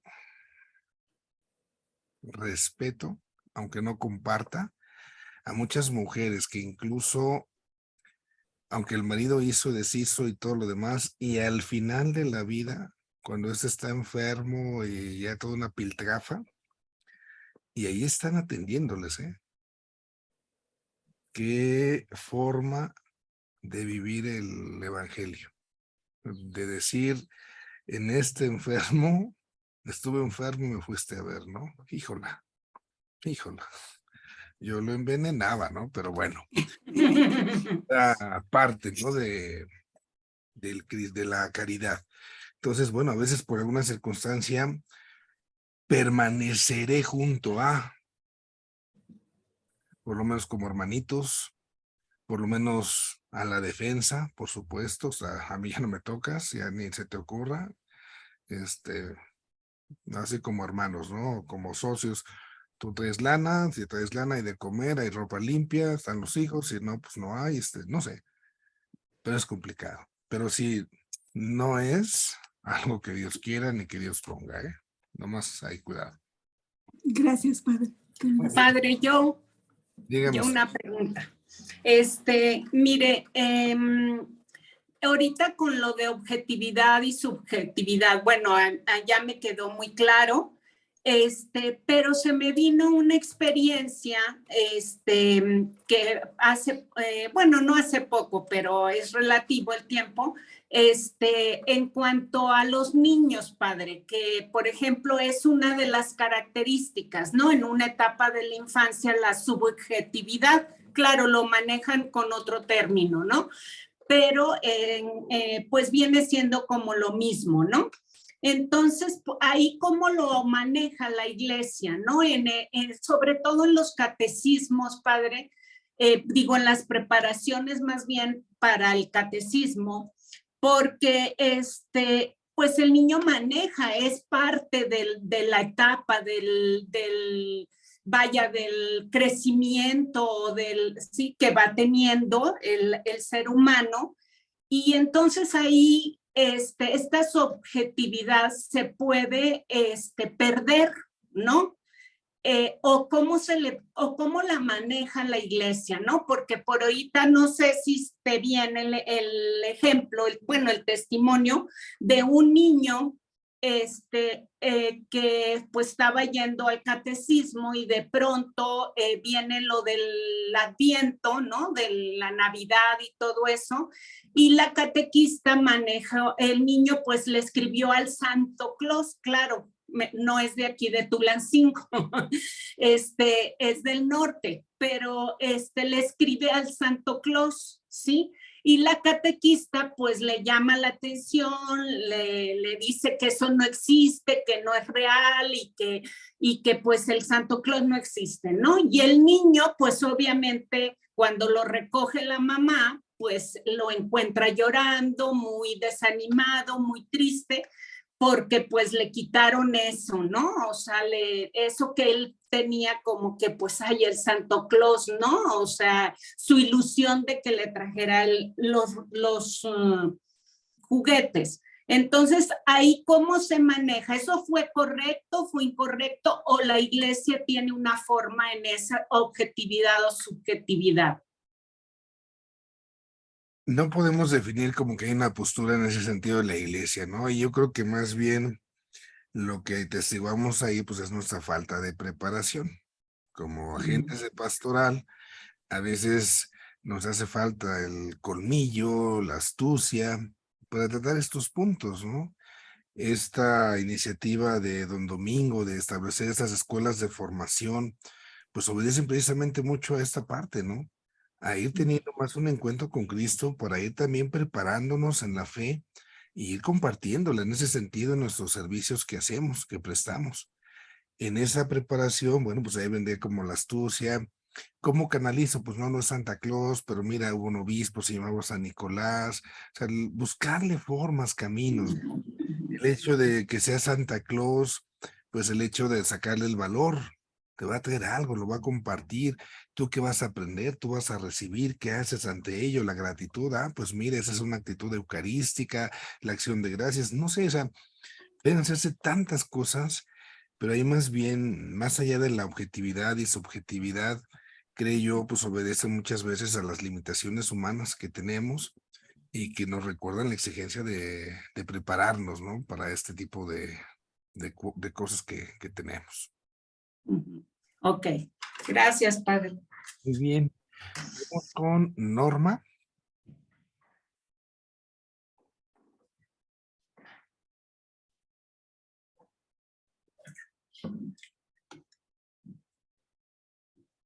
Norma, tenemos por ahí su micrófono apagado, si le gusta activar. ¿Listo? Exacto. Gracias. 3 preguntas, padre. La primera, con el ejemplo que usted nos ponía de esta persona que estaba con una enfermedad y que rezaba no sé cuántas salves al día y demás, ¿no? Y pueden ser rosarios y pueden ser eso. ¿A eso le podríamos llamar desde ese punto teología de rodilla? Ahí la va haciendo la reflexión. ¿Cuál es la experiencia que tiene la persona, ¿no? En ese sentido. Esa experiencia que se va teniendo de Dios. Hay quien puede ser solamente rezar por rezar. Y en ese rezar por rezar, pues tenemos un conflicto. ¿Qué aprendo? ¿Qué me deja? A lo mejor puedo rezar solamente una salve, y con eso tengo. Entonces, ahí más bien van las actitudes con las que hacemos la oración. ¿Qué podríamos decirle a las personas? ¿Qué nos pudiera usted sugerir que se le, con toda la caridad, que se le pudiera decir a una persona que hace eso? ¿Es válido decirle, pues no sé, dígame usted palabras un poco más atinadas? Es que depende de la persona. Sí, claro. Entonces, si la persona quiere... Pero en ese punto, hablando de ese punto, que nada más son repetitivas y demás, ¿no? Se le podría invitar a que lo haga de una manera con más relación, corazón y acá y... Vuelvo otra vez a la persona. Pues puede ser la persona que a lo mejor es la rezandera, que por dinero va a rezar el rosario y nomás le gusta eso. Puede ser a lo mejor el enfermo, que está postrado en cama. Puede ser un joven, puede ser un niño. Entonces, depende de la condición de cada sujeto y de ahí lo que pueda decirse. Ok, bueno, entonces ya me la deja a pensar. La siguiente, estaba viendo lo que es, ¿qué diferencia hay entre decir experiencia religiosa y experiencia mística? La experiencia religiosa, pongamos un poco la palabra religión, es la que me religa con Dios, me pone en contacto con Dios. Entonces, al contactarme con Dios, mi experiencia religiosa puede ser de distintas formas. Puede tener un poco ya de algo místico que es muy elevado, una contemplación, o una experiencia religiosa sencilla, donde puedo yo encontrarme con una repetición de oraciones, con una parte de parte con Dios.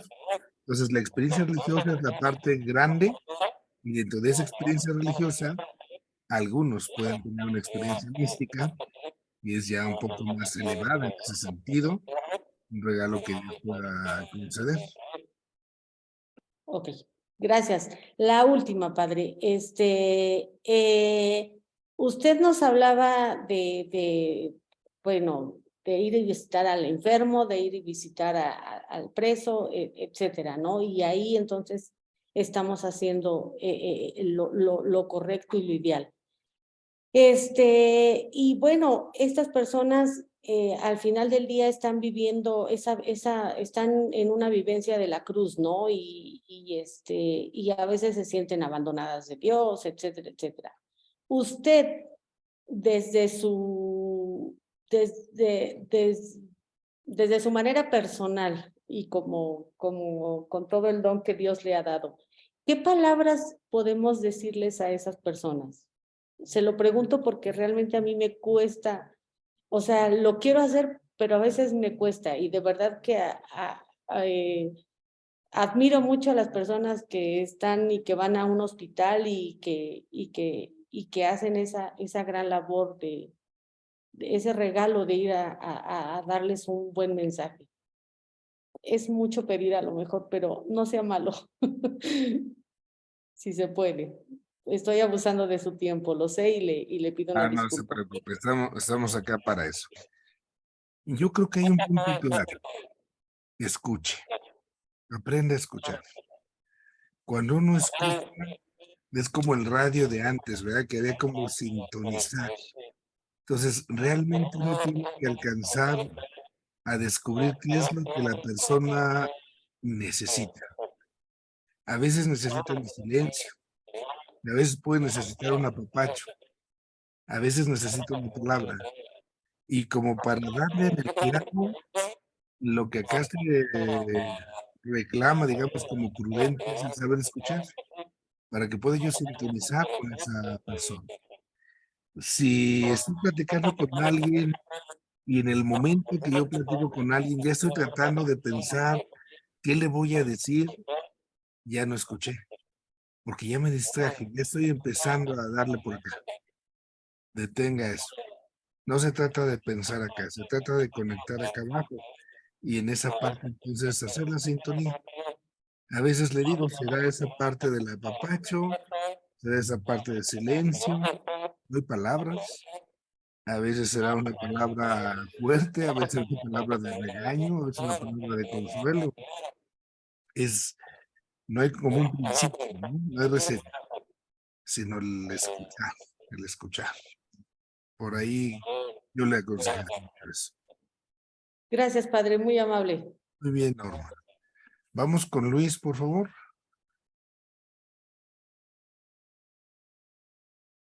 Padre, ¿da tiempo o lo dejamos para la próxima semana? No tengan pendiente por el tiempo. Yo aquí estoy para ustedes.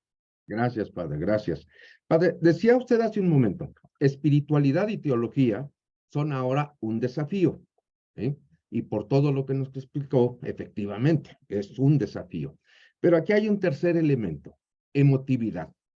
Esto me hace pensar, ¿hasta dónde nosotros podemos estar conscientes y sobre todo pensando en lo que muchas veces se da en el sentido de carismático, que algunas veces se rebase esa línea, no sé, en forma deliberada o en forma inconsciente? Le platico por esto. Alguna vez yo asistí a algún retiro, sí, promovido por nuestra parroquia, pero hubo unas personas que supuestamente nos estaban guiando para entrar en ese trance y permitir que el Espíritu Santo llegara a nosotros. Pues empezó la sesión y de repente, pues, bueno, decían que cierren los ojos y demás. Bueno, pues cuando ya había pasado el tiempo supuestamente adecuado para que entráramos en ese, pues en ese punto de abrir la mente, el corazón al Espíritu, empezaron a preguntar, bueno, ¿tú qué sentiste? ¿No? Y algunos decían, no, pues es que yo sentí que me dejó el Espíritu, el don de lenguas. Ah, muy bien, pues sí, hermano, yo creo que ya tienes el don de lenguas. Y así, quien de la sanación, etcétera, etcétera. Cuando me toca a mí, me preguntan, ¿y tú qué sentiste? Dije, pues yo la verdad nada. No, pero es que ¿cómo? No, pues, pues no sentí nada. Pero es que debiste haber sentido esa emotividad que se tocaba en tu corazón. Pues dije, discúlpenme, pero pues yo no sentí nada. Y como que a partir de ese momento, pues ya era yo pues no sé si el pagano en esa sesión, ¿sí? Ahora, entonces yo creo que aquí, surge esta duda, ¿no? Espiritualidad y teología. Está muy claro como usted nos lo explicó, pero cuando entra el elemento de emotividad y se caen en esos, pues lo que yo podría pensar algunas veces, ¿no? A mi juicio, pues como que ya son un poquito de excesos. ¿Por qué? Porque como que se puede perder por todos esos distractores que puede haber que en algún momento son más emocionales y se pierde precisamente el sentido de la espiritualidad. Ahora bien, yo le preguntaría, ¿de verdad yo estaría tan duro de corazón que no permití que el espíritu llegara a mí? Yo creo que sí está usted muy, muy duro. Ya estás un hueso duro de roer, yo creo. No, no, no, para nada, para nada. Me hizo recordar, yo les compartía, no me acuerdo si hace 8 o 15 días, la experiencia muy similar. De un retiro, yo antes de entrar al seminario, ignoraba tantas cosas, y yo les platicaba que el Espíritu Santo, yo lo sentía en aquella época que era como Santa Claus, porque todo el mundo le iba a pedir dones, y yo quiero el don de lenguas, y yo quiero el don de no sé qué, el don de no sé qué. ¿Quién es ese? ¿Quién sabe? Pero trae regalos. Y yo les recuerdo que en aquel momento yo necesitaba mucha paz porque era previo a dejar tanto para entrar al seminario. Y fue lo que le pedí y fue lo que me dio. Y ni me caí, y ni sentí, y ni lloré, ni nada. Y recuerdo que fue una vez en ese momento de la imposición de manos. Oye, ¿estás bien? Oye, ¿todo bien? ¿Por qué? Porque estaba quieto, o sea, estaba... En verdad fue una experiencia para mí muy hermosa por ese regalo de paz que yo necesitaba y que yo recibí en ese momento, pero que rompió con el esquema, ¿no? Porque el esquema era todo aquello, todo ese show. Entonces, vamos a ubicar aquí las cosas. Cuando hablamos de espiritualidad, ahí se encuentran las emociones. La parte emotiva implica una buena dimensión de la vida espiritual. No la podemos sacar. Y es ahí donde llega la teología. ¿Para qué? Para que no se desborde. Teología y espiritualidad en ese sentido, pongámosle aquí, emociones, sentimientos, van de la mano. Si yo me quedo solo con lo espiritual y es donde entran emociones, sentimientos, se desborda, se hace sentimentalismo. Ay, qué bonito habla el padre, ¿qué dijo? No sé, no me importa, pero me hizo llorar y me sentí en el cielo y me subí, me bajé, no hay conversión, no hay cambio de vida, no hay un auténtico realmente acercamiento a Dios. Y es peligrosísimo porque en el momento en el que yo deje de sentir esas experiencias, me voy a ir, me voy a perder. Esa experiencia, yo no sé si les haya sucedido de conocidos o familiares que en una de esas se van con protestantes. ¿Por qué? Porque se hacen sentir re bonito, aplauden, brincan y todo lo demás. Pero a veces ya cuando viene la crudeza, la decepción, se quedan peor, ahora sin nada, ¿no? Entonces, la chamba de la teología en ese sentido, que es esa parte reflexiva, metódica, es ayudar a poner las cosas en su lugar. Mientras que emociones, sentimientos, la espiritualidad me ayuda a la teología para que no se quede frío en conceptos, en lo abstracto, que no sea como mera clase. La parte teológica de reflexión, de método y todo lo demás tiene que ayudarle acá a que no se desborde a meros sentimientos. Es el equilibrio, es lo que tenemos que buscar. Y esto pues hay que encontrarle ciertamente su sano equilibrio. Depende, yo creo que también ahí la experiencia personal. El movimiento de renovación carismática en el Espíritu Santo tiene cosas muy hermosas y muy buenas, pero como cualquier movimiento, si se niega ese equilibrio, se tronaría la experiencia, ¿no? ¿Por qué? Porque solamente me quedo en una parte, en una dimensión que sí es importante, pero no lo es todo. Eso Les digo, yo sentía el Espíritu Santo como Santa Claus, ¿no? A ver qué me da y a ver qué me trajo. Pues no, ya es como ser mero interesado, ¿no? A ver qué me trajeron los Reyes Magos. Por ahí creo un poco, Luis. Ujú. Gracias, padre. Muy bien. Creo que ya no tenemos más preguntas. Entonces, si Dios nos permite, nos vamos a ver dentro de 8 días. Ya nos quedan nada más 2 sesiones. Terminamos nosotros el día lunes santo, ¿sí? Es el día que concluimos. Ese día yo les voy a decir cómo va a ser su examen, para que entonces en los días santos, tan santos, tengan chance de ir pensando, de ir reflexionando, de ir haciendo lo que tengan que hacer, y en esa parte el sacar como ese aprovechamiento de esta experiencia, ¿no? Entonces, es el caminito que nos queda de aquí a allá. Y a lo pronto, pues vamos a hacer nuestro recito, vamos a encomendarnos a Dios, y vamos a pedir que escuche nuestra... Padre, Sí, perdón, en cuanto a las tareas, para saber si las está recibiendo o cómo, ¿va a haber esa retroalimentación ahí o nomás estamos cumpliendo? están cumpliendo nada más. Yo espero Ah, para el ok. año 2030 regresar. con alguna Bueno, padre, me gusta su sinceridad, ya lo comprendí. Ok, Es para mí ahorita un poco complicado el caminar, porque voy preparando sobre la marcha esta clase y las que tengo en Escuela de la Fe y en seminario.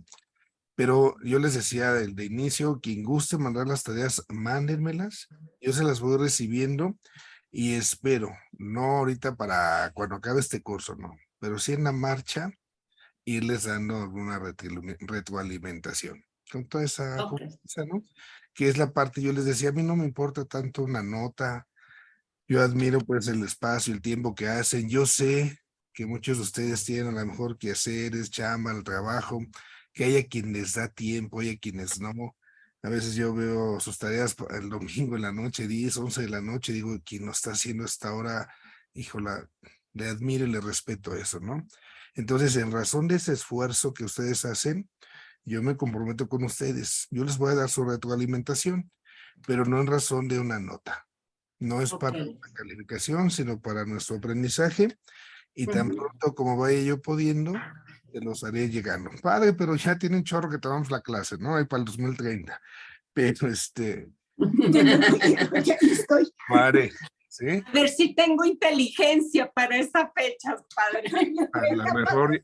A lo mejor estamos por allá arriba y ya está más mejor. Sí, también, también. Bueno, de alguna manera lo escucharé, no se preocupe. Entonces, tratamos Gracias, de padre. hacer ese compartir para que se retroalimenten en la vida de fe, y lo que ya será de nota, ya en 15 días, ya les platicaré cómo va a ser el examen que ya tengo planteado para ustedes. Eso sí, vea, lo planteo, los elabora y lo recibo. Y entonces ahí ya vendrá como parte de lo que es la escuela, su nota, su calificación, y de ahí lo tendremos en cuenta, ¿sí? Pero acuérdense, aquí lo que importa es que ustedes hagan esa experiencia, ¿no? Estoy hablando de experiencia, hagan esa Ay, parte de sí. reconocerse. Fue Bueno, maravilloso el tema de hoy. muy bien. Gracias. Bueno, en el nombre del Padre, del Hijo y del Espíritu Santo. Dios Padre bueno, te agradecemos por este momento que nos has permitido estar congregados en tu nombre. Gracias, Señor, por las cosas que nos permites que nosotros vayamos asimilando, aprendiendo, y ayúdanos en ello a ir encontrando cada una precisamente de las respuestas que buscamos en nuestro corazón.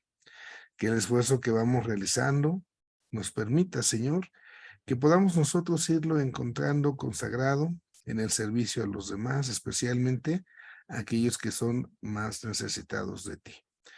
Te pedimos también por nuestra iglesia diocesana, por el esfuerzo que se hace. Y especialmente encomendamos a nuestra iglesia hermana de Nicaragua en estos días complicados para ellos. Reviva su fe, dales valentía en la tribulación, y a quienes sufren la persecución, dales también la gloria del martirio. Por Cristo nuestro Señor. Y que el Señor Todopoderoso les bendiga, Padre, el Hijo y el Espíritu Santo. Así sea.